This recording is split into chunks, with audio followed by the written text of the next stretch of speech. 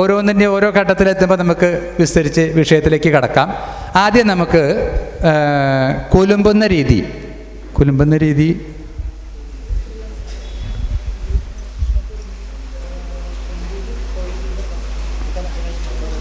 ഒരു ചെറുതായിട്ട് മതി, ചെറിയൊരു കഷ്ണമായിട്ടൊന്ന് കൊലുമ്പി കാണിക്കാം, നോക്കാം.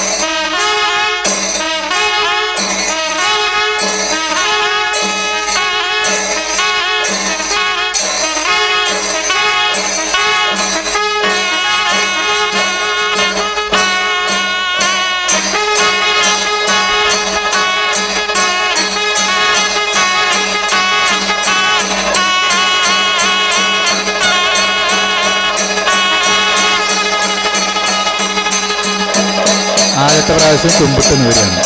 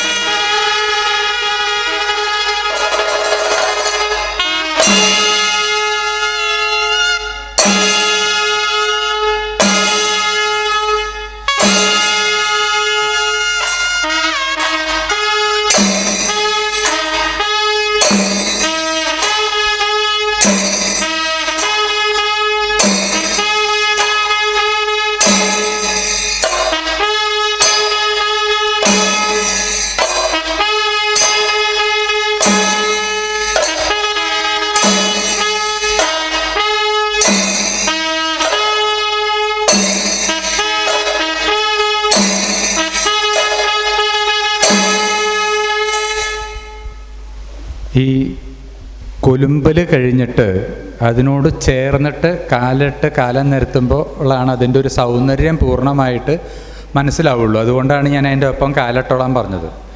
കൊലുമ്പൽ അവസാനിച്ചപ്പോൾ കൃതി അതങ്ങോട്ട് 3 പ്രാവശ്യം അവരോഹണമായിട്ട് കനത്തിലും കനം കുറച്ചുമായിട്ട് കൊട്ടി മെല്ലെ ശബ്ദം കുറച്ച് കൊണ്ടുപോയിട്ട് അങ്ങോട്ട് പ്രകൃതിയിൽ ലയിക്കുകയാണ് കൊലുമ്പൽ.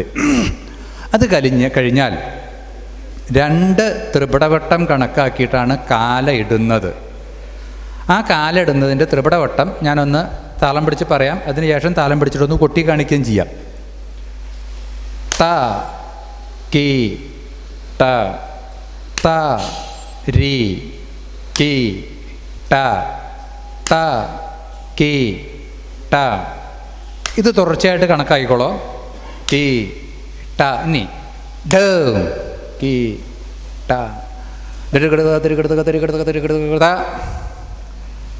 ഡ കി ട ഡ ഡ ഡ ന ന ഡം ന. ഇനി താളവട്ടം 14 അക്ഷരക്കാലം നിരത്തുകയാണ്. 14 അക്ഷരക്കാലത്തിൻ്റെ താളം എന്ന് പറഞ്ഞു കഴിഞ്ഞാൽ ത ത ത ത ധീം ത ധീം ത ധീം ധീം ധീം ധീം ധീം ധീം. ഇങ്ങനെയാണ് പിടിക്കുന്നത്. അപ്പോൾ ആ കാലിടുന്ന ത്രിപടവട്ടം മാത്രം ഒന്ന് താളം പിടിച്ച് കുട്ടി കാണിക്കാം. അജീഷ് ത്രിപടവട്ടം തന്നെയായിട്ട് പിടിച്ചോളൂ. ത്രിപടവട്ടം തന്നെ പിടിക്കുക. അതിലേക്ക് നേർക്കോലടിച്ച് തുടങ്ങിയാൽ മതി. ത കി ട ത ക ധി മി.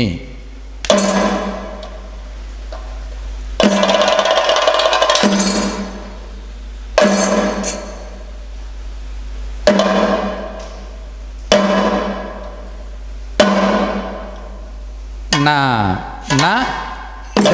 ഇനി താളവട്ടം നിരത്തുകയാണ്.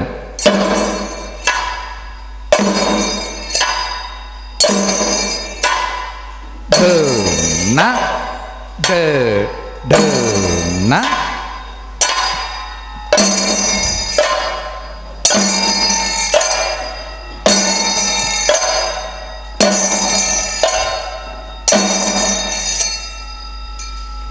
അപ്പോൾ ഇങ്ങനെയാണ് കാലം ഇടുന്ന 2 ത്രിപടവട്ടം. അത് കഴിഞ്ഞിട്ട് ഒരു താളവട്ടം നിരത്തി കാണിച്ചു. ഇനിയാണ് ശരിക്കും താളവട്ടത്തിൻ്റെ നില തുടങ്ങുന്നത്. നില തുടങ്ങുമ്പോൾ ആദ്യത്തെ വലന്തല താളം മാത്രം ഒന്ന് പിടിച്ച് കാണിക്കാം. ആദ്യത്തെ ഘട്ടത്തിൻ്റെ വിളംബ ഘട്ടത്തിൻ്റെ വലന്തല താളം ത 4 അമർത്തി ഒന്ന് തുറന്ന്.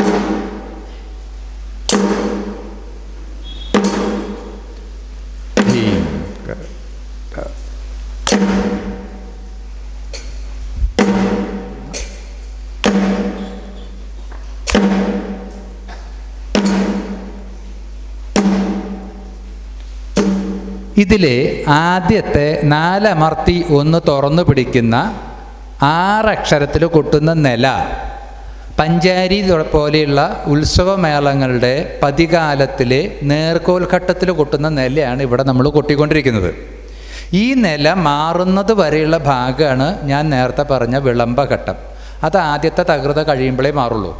അതുവരെ കൊട്ടുന്ന നില ഡ ഗും ന കാം ന ന ഗി ന ന ഗും ന കാം ഡ കാം ന ഡ കാം ന ഡ ഗും ഡ കാം ഡ ഗും ഡ കാം ഡ ക ഡം. ആദ്യത്തെ ഖണ്ഡത്തിലാണ് വിളംബഘട്ടത്തിലത്തെ നില വരിക. ബാക്കിയൊക്കെ തക്കയായിട്ടാണ് കൊട്ടണം.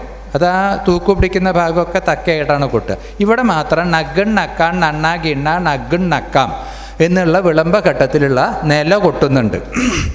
അപ്പോൾ ആ നില കഴിഞ്ഞാൽ അതിൽ നിന്ന് കൊട്ടി വെച്ചിട്ടാണ് പിന്നെ കലാശ്രീക്ക് കയറുന്നത്. ഡ ഗും ന ക ന ന ഗി ന ന ഗും ന ക ഡ കാം ന ഡ കാം ന ഡ ഗും ഡ കാം ഡ ഗും ഡ കാം ഡ കണ ന ഡ നന്ന ഗിന്ന ന ഗും ന കം നന്ന ഗിന്ന ന ഗും ന കം നന്ന ഗിന്ന ന ഗും ന കം ഡേക്ക ഡേ ഗും ന കം ഡേക്ക ഡേ ഗും ന കം ഡേ ഗും ന കം ഡേ ഗും ന കം ഡേ ഗും ന കം ഡേക്ക ഡേക്കണ നഡം. വീണ്ടും ഡേക്കണ നഡം വെച്ചിട്ട് ഇരട്ടിയിലേക്ക് കൊട്ടി വെച്ചു. ഇപ്പം ഈ കൊട്ടിയ സാധനം പഞ്ചാരി മേളത്തിൻ്റെ പതികാലത്തിൽ നമ്മൾ കൊട്ടിയതാ. നന്ന ഗിഡ നക്ക നന്ന ഗിഡ നക്ക നന്ന ഗിഡ പഞ്ചാരി മേളത്തിൽ കൊട്ടിയതാ. അതുകൊണ്ടാണ് ഞാൻ നേർക്കോൽ ഘട്ടത്തിലത്തെ കലാശത്തിൻ്റെ ഖണ്ഡത്തിലുള്ള നില 14 അക്ഷരക്കാലത്തിലേക്കായിട്ട് വിന്യസിപ്പിച്ചിരിക്കുകയാണ് ഇവിടെ ചെയ്തതെന്ന് പറഞ്ഞത്. ഇതിൽ നിന്ന് ഡേക്ക ഡേക്കണ നഡം നണ്ണ ഗിഡ ഗിഡ ഗിഡ ഗിഡ ഗിഡ ഗിഡ ഉരുളുകോലിലേക്കാണ് കയറുന്നത്. ഉരുളുകോലിക്ക് കയറിക്കഴിഞ്ഞാൽ അതിലെ 14 അക്ഷരക്കാലത്തിലെ 8 അക്ഷരക്കാലം ചെല്ലുമ്പോൾ ഒരിടകോല് വരും. അടുത്ത 4ലേക്ക് അതിനെ ക്രമീകരിച്ചിട്ട് അവസാനം 4 അക്ഷരക്കാലത്തിലേക്കുള്ള ഒരു മുറിക്കലാശം കൂടി വെച്ചിട്ടാണ് അവിടെ കലാശം കഴിയുന്നത്.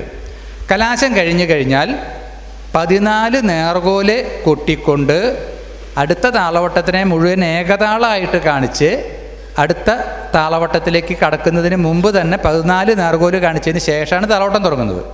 ആ താളവട്ടത്തിൽ കൊമ്പാണ് വാദനം നടത്തുന്നത്. അത് കഴിഞ്ഞിട്ടാണ് പിന്നെ കുഴൽ ആരംഭിക്കുക.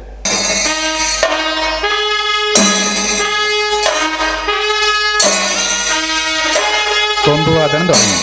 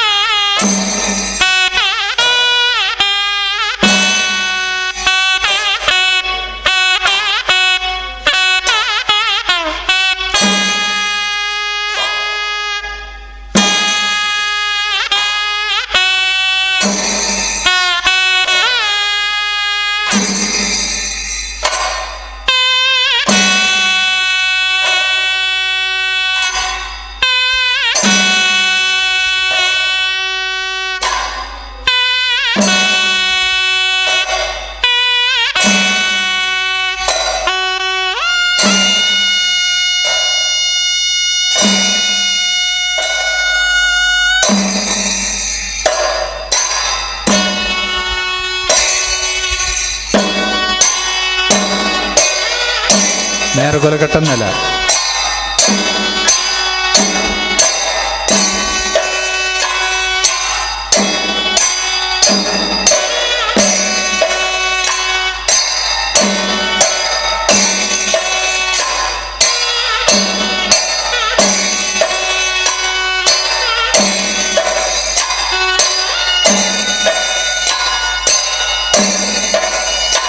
ഉരുളുകോലിലേക്ക് കൊത്തിവെക്കുന്നു.